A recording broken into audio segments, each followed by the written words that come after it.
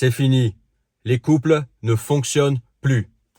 Regarde, tu le vois autour de toi. Les gens se mettent de moins en moins en couple. Tu croises de moins en moins de couples dans les rues. Les gens se disent d'avance que ça sert à rien, que de toute façon le couple va foirer.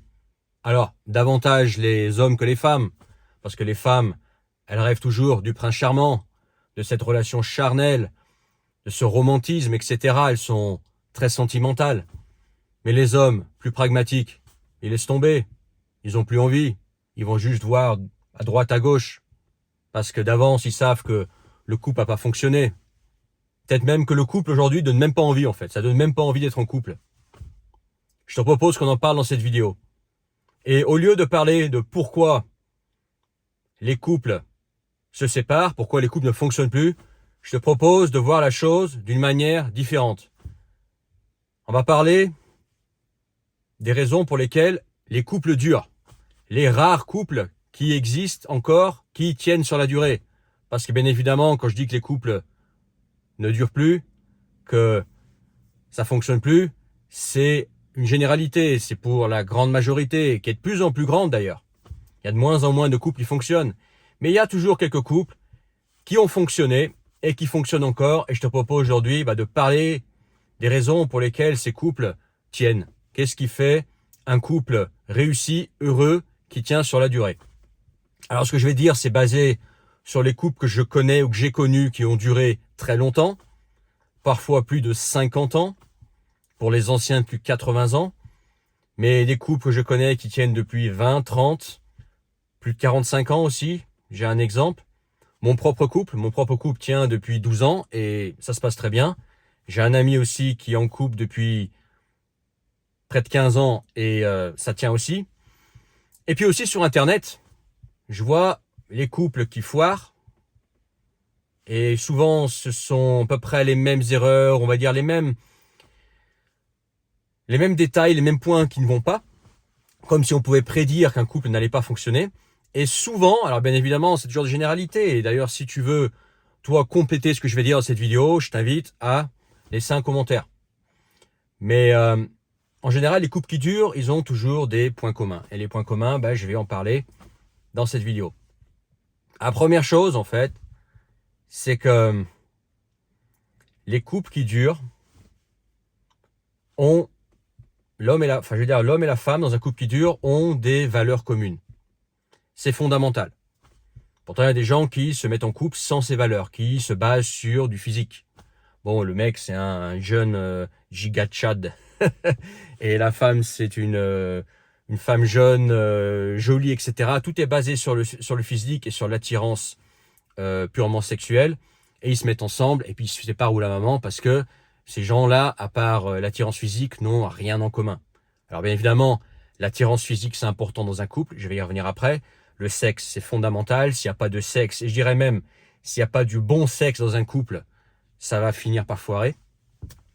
Mais à part ça, ces gens, en fait, ont rien en commun. Des valeurs communes. Qu'est-ce que c'est que les valeurs communes? C'est une vision sur le monde, sur la vie, très ressemblante. C'est souvent une religion identique ou une affinité pour une religion identique, pour une philosophie de vie commune. C'est même politique. Deux woke ensemble, deux tradis ensemble, par exemple. Okay, c'est une vision sur l'argent, une façon de dépenser l'argent, une façon de gagner l'argent, une façon de gérer l'argent qui est commune, parce que l'argent, ça peut même foutre en l'air aussi un couple, si les valeurs au niveau argent sont pas les mêmes. Bref, les valeurs communes, c'est super important. S'il n'y a pas ces valeurs communes, il n'y a pas les fondations, et ça va finir par foirer. Voilà ce que je pense. Ensuite, aussi très important, c'est le respect mutuel. Il y a des couples, des fois, qui se parlent comme à des chiens, quoi. S'il n'y a pas de respect, au bout d'un moment, ça va finir par pas aller, quoi.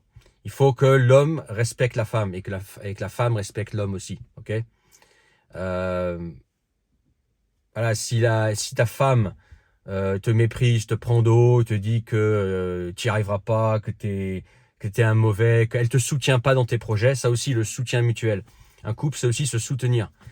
Ta femme, elle doit toujours te soutenir. Moi, par exemple, ma femme, c'est la seule personne au monde qui m'a toujours soutenu. La seule. Il y a d'autres personnes qui m'ont soutenu dans certaines choses, mais qui ont des fois hésité. Ma femme, par contre, elle m'a toujours soutenu. Bon, bah ça, tu vois, ça, c'est un bon point.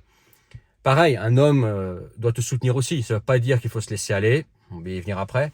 Mais un homme doit, au contraire, déjà te mettre bien, te soutenir dans les coups durs, que ce soit financier, etc. Mais aussi, voilà, si tu traverses une période difficile, ton homme il doit être là pour toi. Okay, c'est des bases. Le soutien et le respect mutuel. Okay, pas d'insultes, pas de levage de ton, etc. Pas de leçons données de façon d'ah, je sais mieux que toi, etc. Ça foire. Donc ça, c'est aussi quelque chose. Autre chose, et là on va aller dans les détails, on va aller dans les choses les plus controversées, mais pourtant, il n'y a pas de secret, hein, les couples qui tiennent allez, plus de 10 ans que je vois, en fait, en général, c'est ce point commun, c'est des valeurs traditionnelles respectées. Alors sans devenir hyper, je sais pas, par exemple, catho ou quoi que ce soit, ou moine bouddhiste, un minimum de valeurs traditionnelles, de rôle et de femme, comme ça a toujours été en fait, jusqu'à récemment, jusqu'à les années 80, c'était comme ça. Et dans d'autres pays, hors de France, hors d'Occident, c'est encore comme ça. Ça tend à s'amoindrir, ça tend à s'empirer, à devenir un petit peu partout pareil, malheureusement. Mais des valeurs traditionnelles dans lesquelles, en fait, l'homme et la femme, naturellement, sans qu'ils aient à se disputer, sans qu'ils aient à en parler, naturellement, se mettent à remplir leur rôle. C'est-à-dire que le couple se met ensemble, naturellement, l'homme va plus être orienté argent, va plus être orienté technique. S'il y a un problème avec la voiture, c'est l'homme qui s'en occupe. Soit il répare la voiture, soit il l'amène réparer. S'il y a un problème avec l'appartement ou la maison, l'homme, il est un peu plombier, un peu électricien, un peu plaquiste, un peu maçon, un peu tout ce qui est technique, tu vois. Il sait servir ses 10 doigts. Okay, il sait porter des charges lourdes. Il sait se défendre quand il faut. Voilà, ça c'est un rôle de l'homme naturel. Et ça devrait pas en fait, ça devrait même pas être une discussion, ça devrait être naturel dans le couple, chacun se met à faire ses choses. Et la femme, naturellement, elle va tenir le foyer, elle va faire que le foyer est toujours propre, que les draps sont toujours propres, que les habits sont propres et toujours repassés, que la bouffe est toujours là. Quand l'homme rentre du travail, qu'il est fatigué, il y a à manger pour lui, il met les pieds sous la table. Voilà. Et ça devrait être naturel, ça. Et les couples que je vois qui durent, surtout des couples que je vois assez jeunes, donc qui ont mon âge à peu près, de la quarantaine qui tiennent, ce sont tous des couples traditionnels. Voilà. Les couples qui se la jouent woke, égalité, etc., ça tient quelques années et puis c'est fini. Voilà. On peut aimer, pas aimer ça, c'est juste factuel ce que je vois. Ça, c'est une chose qui est aussi primordiale. Autre chose, en général, moi j'ai remarqué ça dans mon passé, les femmes qui avaient des traumatismes, elles ont tendance à se venger un petit peu sur toi dans la relation. Par exemple, des traumatismes, une relation avec leur père qui s'est mal passée. Ou avec des anciens petits copains, anciens maris, qui les a parfois vraiment maltraités. Elles sont tombées sur des connards. Et vraiment, quand tu les écoutes parler, tu te rends compte que le mec avant, c'était une enflure. Sauf qu'elle se venge un petit peu sur toi. Tu vois, elle a de l'amertume, elle a de la rancune. Et quand il y a de la rancune dans le couple, quand il y a de l'amertume, ça foire. Donc toi, tu es peut-être pour rien, mais tu fais venir dans ta vie quelqu'un qui a des traumatismes, qui a une envie de vengeance sur le sexe masculin. Parce que son mari, parce que son ex-mari, parce que son ex-copain, parce que son papa, etc. Okay, et c'est pareil pour les hommes. Par exemple, les MGTOW. Des fois, les MGTOW, ils frôlent un petit peu avec la haine des femmes. Pas tous, mais des fois, j'en vois qui on sent qu'ils ont les boules, on sent qu'ils ont de l'amertume, ils sentent qu'ils ont envie de vengeance sur les femmes. Ça, les gars, c'est très mauvais. Okay, si tu fais rentrer une femme dans ta vie et que tu en as un petit peu après les femmes, que tu repenses toujours à ton ex qui t'a pris pour un con, ou qui te l'a fait à l'envers, ou qui t'a arnaqué, ou je sais pas, tu avais une mauvaise relation avec ta mère, ou je sais pas, une collègue de boulot ultra chiante, qui fait qu'aujourd'hui, bah, t'en veux un peu aux femmes, t'as de l'amertume, ça va pas fonctionner. Il faut que l'homme aime les femmes et que la femme aime les hommes.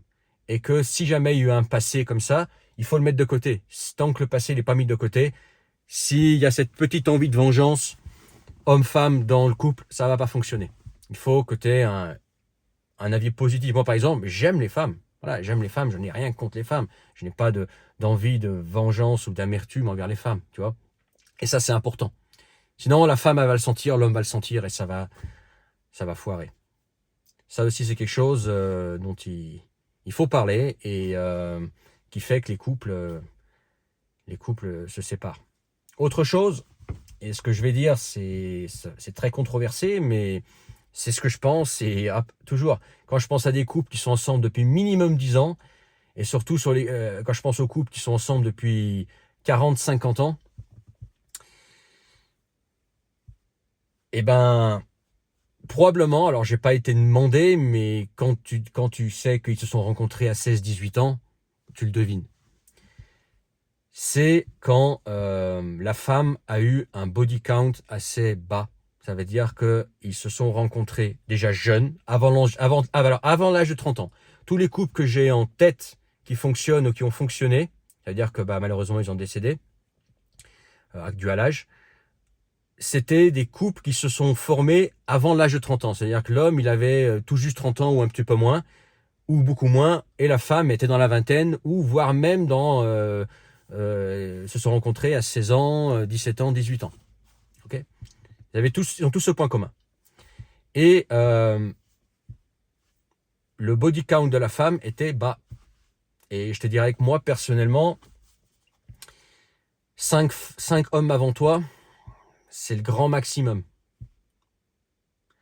10 hommes, vraiment, si tu trouves la perle rare et que vraiment la femme, elle vaut le coup, etc. Et encore, moi, je ne ferai pas cet effort-là. Mais après, c'est vraiment le maximum, c'est 10 mecs. Après, au-dessus, franchement, c'est pas des couples qui tiennent. Plus le body count est bas, plus moins la femme a eu d'hommes avant toi, plus en général, le couple que tu as formé avec elle va tenir. Alors, c'est pas moi qui vais te le faire en mode il faut trouver une vierge, pourquoi pas, hein, si tu tombes dessus, pourquoi pas, mais c'est pas non plus, je vais pas aller dans cet extrême-là, mais le moins elle a eu d'hommes, mieux c'est. Si tu veux envisager du long terme.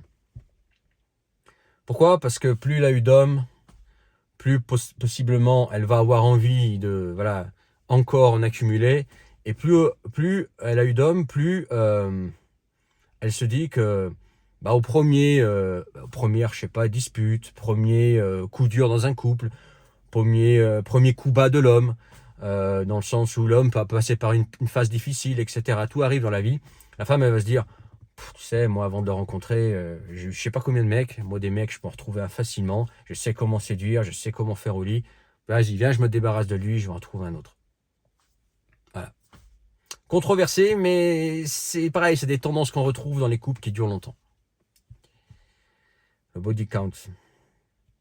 Pour un homme, c'est différent. Un homme, tu vois, il est plus... c'est pas les mêmes... pas la même chose. Autre chose. Qu'est-ce que je peux dire encore sur les couples qui tiennent ? Les couples qui tiennent, c'est aussi des couples dans lesquels l'homme et la femme s'entretiennent un minimum. C'est-à-dire qu'ils se sont rencontrés, ils avaient tel physique. On vieillit. La vie fait qu'on travaille, on fait plein de choses. Et on a vite tendance à se laisser aller. Et dans un couple, l'attirance physique est aussi importante, oui. Les gens qui disent, oui, il faut qu'il m'aime pour mon intérieur, etc., pour qui je suis. Oui, je suis d'accord. Mais l'attirance physique, le physique, eh bien, ça compte. Aussi bien pour la femme que l'homme. Et que si les deux se laissent aller et deviennent moins attirants, ils vont avoir tendance à moins se respecter. Ils vont avoir tendance aussi à avoir moins d'attirance sexuelle. Et le sexe, comme je t'ai dit, c'est primordial dans un couple. S'il n'y a plus d'attirance sexuelle et qu'il n'y a plus de sexe, ça veut dire un jour ou l'autre que un des deux ou les deux vont aller voir ailleurs ou que le couple va se séparer pour des raisons sexuelles. Et ouais, pense-y. Si t'as une femme, il t'a rencontré comme ça, il s'est mis avec toi, t'avais tel physique. Il comprend bien que tu vas vieillir, comme l'homme aussi vieillit, mais reste en bonne forme physique. Fais du sport, mange bien, etc. Fais que tu restes attirante. T'habilles pas comme un sac. Genre, les premières nuits avec lui, tu mets des belles petites tenues, puis au bout d'un an, tu t'habilles en pyjama trop laid. Typique. Ça repousse les hommes. Pareil pour les hommes.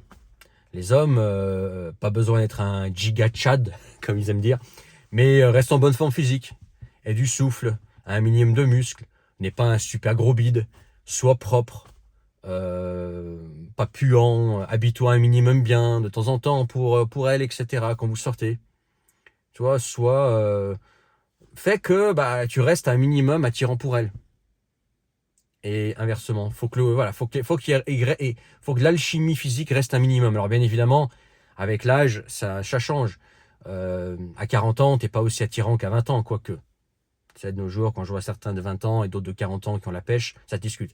Mais on va dire à 70, 80 ans, forcément, t'es pas aussi attirant, aussi attirante. Mais mine de rien, même parmi ces gens-là, ceux qui font du sport, un minimum, ou qui mangent bien, qui ne boivent pas trop d'alcool, qui ne fument pas, qui continuent de marcher, etc. Ce qui reste dynamique, les hommes qui continuent de faire par exemple quelque chose de manuel, les femmes qui continuent de marcher, tu vois, en randonnée. Et ben finalement, ça fait des femmes de 60, des femmes et des hommes de 70 ans, 80 ans, qui pour leur âge ont des physiques tout à fait acceptables. Et ils restent ensemble parce que voilà, ils ont des physiques acceptables tous les deux et ils gardent une certaine harmonie. Ça, c'est important.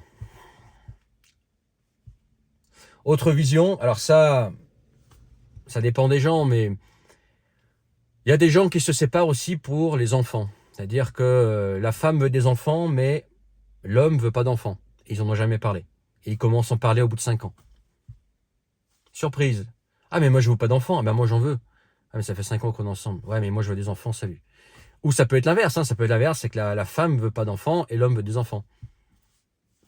Et ça c'est un truc dont il faut parler relativement tôt dans la relation, parce que si par exemple tu veux des enfants et que tu t'aperçois au bout de 5 ans de relation que voilà, si je suis prêt ou je suis prête pour des enfants, et que ton mari, ta femme ne veut pas d'enfants, bah il y a un problème. Soit tu acceptes de pas en avoir parce que il en veut pas, soit bah tu changes de mec ou de femme pour avoir des enfants.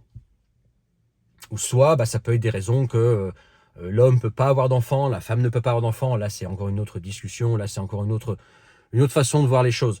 Mais si les deux peuvent avoir des enfants et que un en veut vraiment, et il ou elle sait que il pourrait en avoir mais il en veut pas, la relation va se ternir, va s'abîmer. Voilà ce que j'en pense. Dis-moi quels sont tes commentaires sur ce sujet. Est-ce qu'il y a d'après toi des raisons pour lesquelles les couples se séparent aujourd'hui? De toute façon aussi, si le couple que tu t'apprêtes à construire, ou que tu penses te mettre en couple avec quelqu'un et que tu sais que d'avance que les critères que je t'ai nommés n'y sont pas du tout, ou pratiquement pas, sauf gros coup de chance, il y a toujours des contre-exemples, tu sais, les couples c'est compliqué, chaque couple est différent, il y a des grandes chances que ça foire, donc je comprends les mecs qui se mettent tout seuls, qui disent bah, je préfère moi aller faire mes short time en Asie ou quelque part en Europe de l'Est, je préfère rester MGTOW, etc. Je préfère rester seul que de m'embourber dans un couple qui va me rendre malheureux. Alors bien évidemment, alors ça c'est mon avis, hein, il faut mieux être en couple heureux que être seul.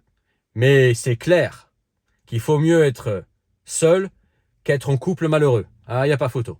Et c'est vrai qu'aujourd'hui, le couple, il y a aussi beaucoup de chance. Tu rencontres la bonne personne ou tu la rencontres pas. Tout ce que je t'ai dit, en fait, c'est pas quelque chose que tu commandes. C'est pas tu commandes cette femme-là, ce mec-là, il vient dans ta vie. C'est aussi beaucoup de chance. Moi, j'ai eu de la chance. Je connais d'autres qui ont eu de la chance. Je connais aussi des mecs valables, hein, qui n'ont pas de chance. Ils rencontrent pas la bonne personne parce qu'ils n'ont pas de chance. Donc il y a aussi une grosse part de chance. Mais en tout cas, fais-moi savoir ce que tu en penses en commentaire. Dans la description, tu peux rejoindre la communauté privée.